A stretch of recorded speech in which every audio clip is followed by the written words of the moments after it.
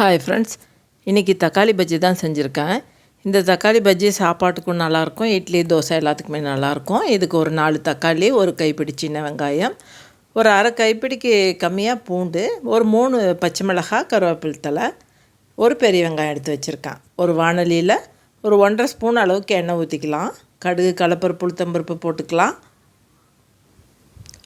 ஒரு 1/4 ஸ்பூன் அளவுக்கு சீரகம் போட்டுக்கலாம்.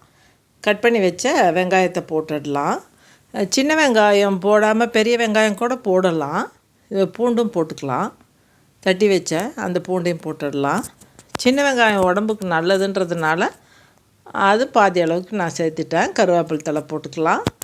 3 பச்சை மிளகாய் போட்டுடலாம். உங்களுக்கு வரமிளகாய் வேணும்னாலும் வரமிளகாய் போட்டுக்கலாம். நான் பச்சை மிளகாய் போட்டிருக்கேன். சிம்மில் வச்சு நல்லா வதக்கி விடலாம்.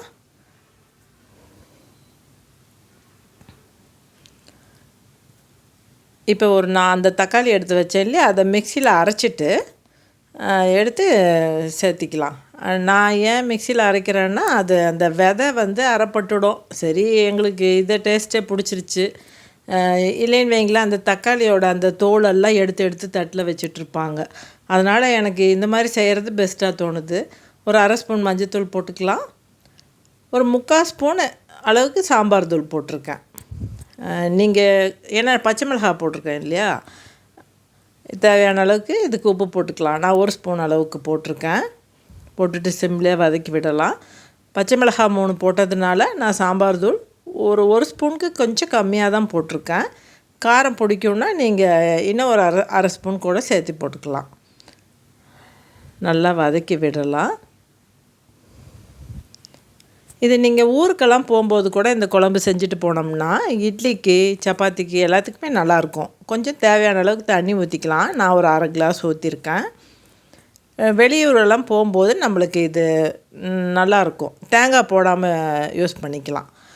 ஒரு 1/4 ஸ்பூன் அளவுக்கு நாட்டு சர்க்கரை, இல்லைன்னா ஒயிட் சுகர். நான் ஒயிட் சுகர் மட்டும் 1/4 ஸ்பூன் அளவுக்கு போட்டிருக்கேன். ஒரு 3 ஸ்பூன் அளவுக்கு தேங்காய் துருவல் போட்டிருக்கேன். ஒரு 2 நாள் தாங்கணுன்னா தேங்காய் துருவல் போட வேண்டாம். கட் பண்ணி வச்ச கொத்தமல்லி தழை தூவிடலாம்.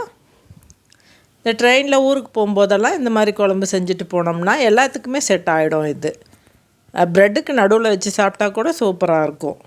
நீங்களும் இந்த மாதிரி செஞ்சு பாருங்கள். செஞ்சு பார்த்துட்டு நல்லா இருக்கான்னு சொல்லுங்கள். ஒரு பவுலில் எடுத்து பரிமாறிக்கலாம். இட்லிக்கு சூப்பராகவே இருக்கும். ஒரு தடவை செஞ்சு பார்த்துட்டு நல்லா இருந்தால் கமெண்ட் பண்ணுங்கள். எங்கள் வீட்டுக்காரர் மார்க்கெட்டுக்கு போயிட்டு வந்தது காயெல்லாம் எடுத்து அடுக்கி வச்சு கவரில் போட்டு எடுத்து ஃப்ரிட்ஜில் வச்சுடுவாங்க.